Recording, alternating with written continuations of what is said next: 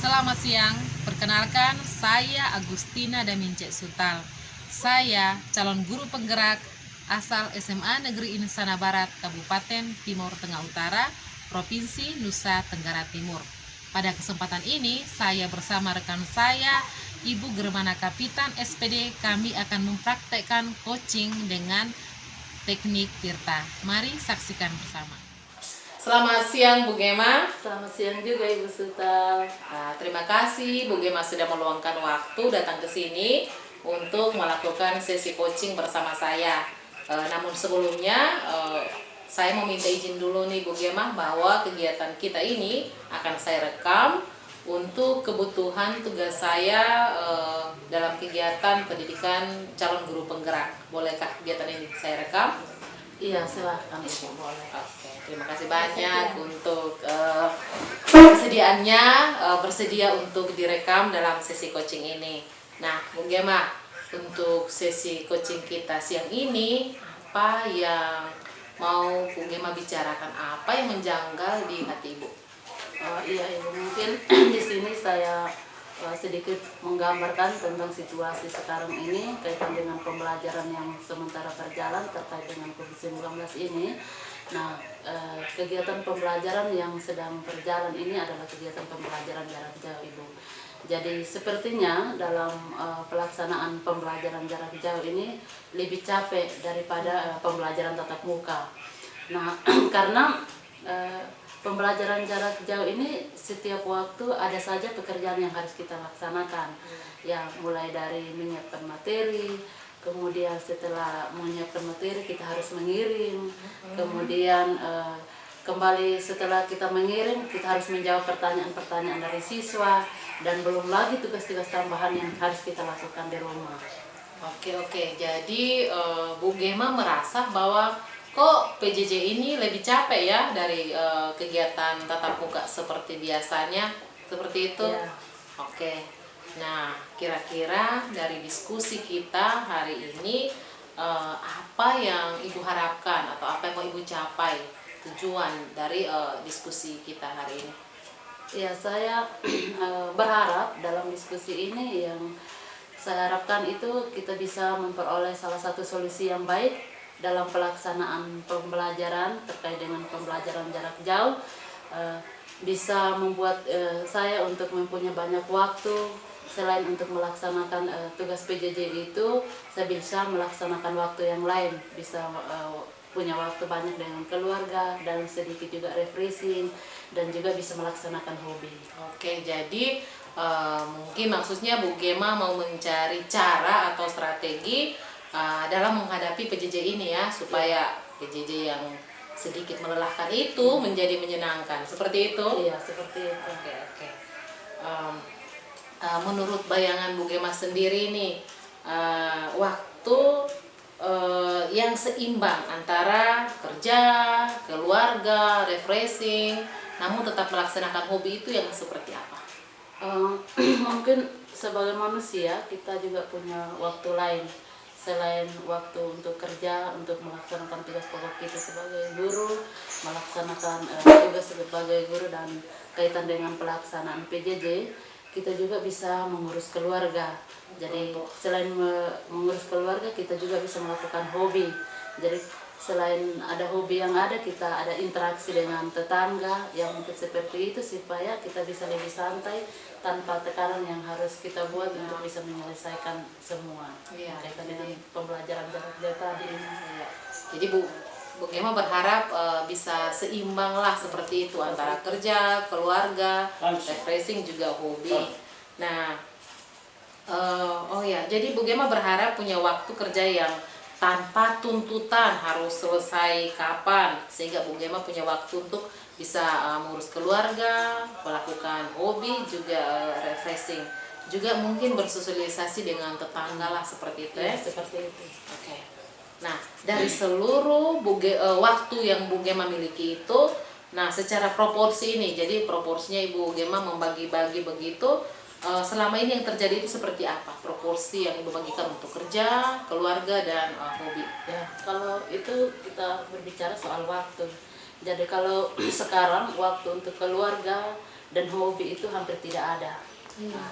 Karena dari bangun tidur kita sudah harus melihat WA group, kemudian harus mengecek tugas anak-anak, kemudian harus dikoreksi, kemudian harus menyiapkan materi yang baru lagi. Nah, selain itu juga kita harus mempersiapkan memberes-beres di dalam rumah dan melanjutkan mengurus keluarga seperti memasak dan sebagainya. Tapi yang tetap harus sibuk sesibuk apapun, kita tetap harus membalas pertanyaan dari murid-murid terkait dengan materi dan tugas yang seharusnya kita selesaikan. Oh iya, ya. Ribet dan repot juga ya Ibu. Iya. Dan apakah setiap hari seperti itu? Iya, seperti itu. Tapi ya, kadang tidak juga sih seperti yang terlaksana itu. Tapi kemungkinan yang harus dilakukan itu menurut saya itu yang kalau kita lakukan terus-menerus ya kita merasa takut. Oke, jadi kalau boleh saya simpulkan, karena setiap hari Ibu harus mengecek tugas, menyiapkan materi, dan membagikannya pada grup, akhirnya Ibu merasa kok tidak ada waktu untuk keluarga, kurang waktu untuk mengurus tugas-tugas lain, hobi dan sebagainya. Iya, seperti itu. Nah, sebenarnya hobi seperti apa yang Ibu suka? Kalau berbicara soal hobi, yang melakukan hobi yang bisa membuat kita fresh karena banyak tugas yang harus kita laksanakan. Hobi ibu-ibu ya. Jadi seperti kita menanam bunga, bisa mencoba resep makanan yang baru. Namun untuk hobi ini biasanya kapan saja kita bisa lakukan, tetapi untuk keluarga itu menjadi waktu yang paling utama. Misalnya harus menyiapkan sarapan makan pagi, makan siang, dan juga makan malam. Selain itu juga kita harus meluangkan waktu untuk mendampingi anak-anak belajar secara online. Ya, itu tugas kita ibu-ibu rumah tangga. Memangnya butuh waktu berapa lama untuk bisa mengerjakan semua dengan santai supaya tidak terasa seperti terburu-buru sekali? Ya, kalau bisa saya berharap dengan banyaknya waktu itu bisa dengan keluarga dan juga bisa dengan anak. Selain itu juga bisa mengurus hobi dan tidak harus memikirkan pembelajaran jarak jauh. Oke.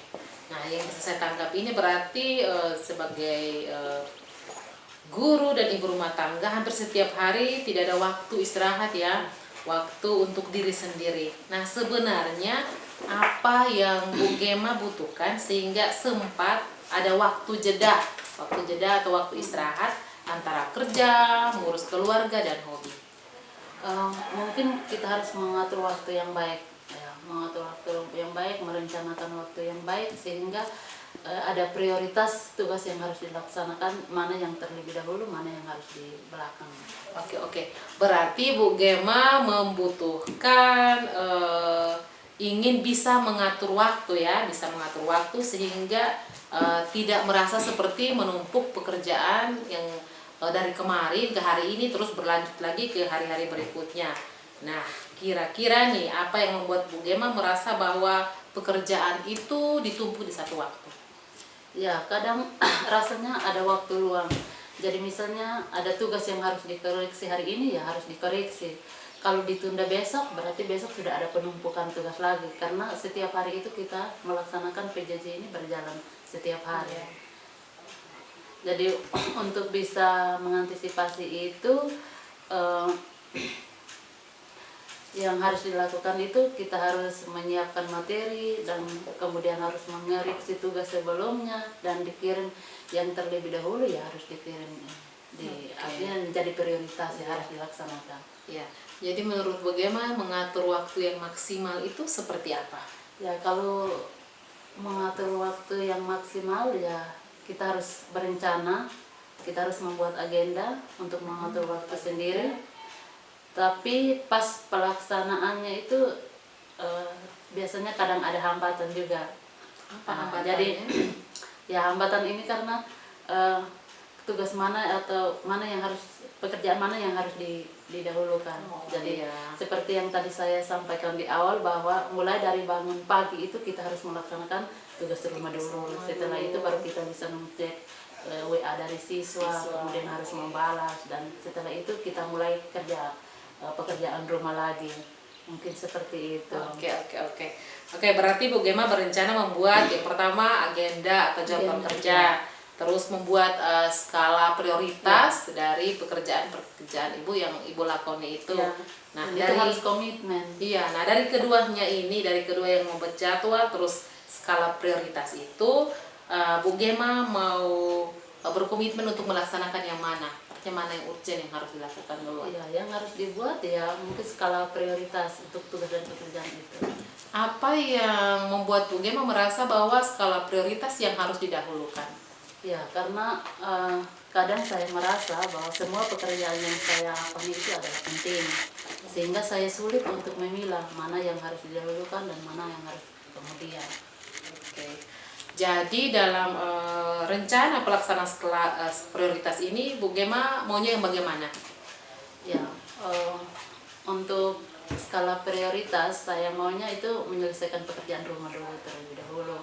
Kemudian baru dilanjutkan dengan pembelajaran jarak jauh secara daring, dan sorenya itu baru mengerjakan hobi seperti menanam bunga dan juga mencoba resep masakan yang baru atau mungkin ada pekerjaan yang lain. Iya. Nah, setelah Bu Gema memetakan skala prioritas, sudah dipetakan ini, terus di pekerjaan Bu Gema, agar kegiatan-kegiatan ini terlaksana dengan baik, aksi nyata seperti apa yang mau Bu Gema terapkan? Artinya yang langsung mau Bu Gema buat nih. Ya, yang saya akan lakukan itu membuat jadwal tatap muka dulu dan peserta didik. Kemudian jadwal konsultasi, mungkin ada mahasiswa yang ada konsultasi mengenai materi dan tugas yang mungkin boleh dipahami, sehingga skala waktunya itu bisa sisa waktunya atau mungkin waktu jedanya setelah menyelesaikan tugas itu kita bisa refreshing dengan keluarga melaksanakan hobi itu. Ada lagi lain yang bisa membantu selain yang kedua tadi? Ya, itu mungkin kembali ke diri sendiri. Untuk komitmen ya. Komitmen untuk melaksanakan pekerjaan yang diprioritaskan itu. Ternyata komitmen itu sangat penting. Nah, oke. Setelah diskusi ini, Bu Gema melihat solusi masalah yang Bu Gema hadapi. Bagaimana Bu Gema melihat solusi dari masalah? Tadi kan pertama tujuannya mau mencari solusi. Nah, setelah kita berdiskusi beberapa menit ini, bagaimana Ibu Gema melihat solusi itu? Ya, mungkin di sini sebelumnya saya berterima kasih banyak untuk Ibu Sutal karena sudah sedikit membangun pemikiran saya untuk bisa melakukan tindakan lanjutannya. Jadi di sini ini yang saya dapatkan pada kesempatan ini itu mendapatkan salah satu solusi yang terkait dengan masalah yang tadi itu. Saya akan membuat jadwal pekerjaan sekolah, kemudian mengurus keluarga, kemudian jadwal untuk menjalankan hobi, dan juga berdasarkan skala yang tadi itu, skala prioritasnya. Selain itu juga menyediakan waktu untuk bisa membuka agenda dan melihat jadwal yang baru lagi. Oke. Nah, sebagai tindak lanjut ke depan, apa yang berbeda dari Bu Gema sebelum coaching dan sesudah coaching ini? Ya, kalau sebelum dan sesudah coaching ini, ya mungkin setiap pagi saya akan melihat jadwal yang tadi diprioritaskan, yang harus dilakukan terlebih dahulu.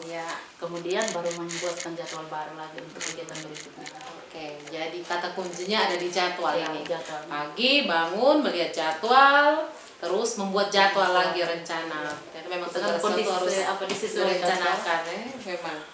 Oke, baik, terima kasih. Berarti dari diskusi ini Bu Gema berkomitmen untuk melihat jadwal dari skala prioritas yang harus dilakukan terlebih dahulu dan membuat jadwal untuk kegiatan berikut. Seperti itu? Iya, mungkin seperti itu. Oke, baik, terima kasih. Nah, sebelum kita menutup diskusi kita pada siang ini, saya mau Ibu menyimpulkan hasil diskusi kita ini boleh dalam satu kalimat saja. Mungkin di sini saya mau katakan bahwa waktu itu sangat penting. Jadi manfaatkan waktu dengan sebaik mungkin dengan memprioritaskan yang penting terlebih dahulu. Seperti itu. Wow, keren. Baik, ternyata memanfaatkan waktu itu sangat penting ya Bu Gema, apalagi dan kita harus membuat jadwal supaya tidak berantakan dan kita merasa kita capek Ya, sendiri. jadi kan punya ini tujuannya itu ada karena sudah terjadwal. Oke. Baik, terima kasih banyak Bu Gema sudah bersedia di sini. Kita sudah berbagi bersama. Semoga dari hasil coaching kita hari ini boleh bermanfaat, tidak hanya memberikan solusi pada Bu Gema aja, tapi juga bagi saya karena saya juga adalah guru, juga bagi siapa saja nanti yang menonton video ini supaya menjadi pembelajaran untuk kita semua. Terima kasih banyak untuk Ya, waktunya. sama-sama Ibu Suta. Salam sehat.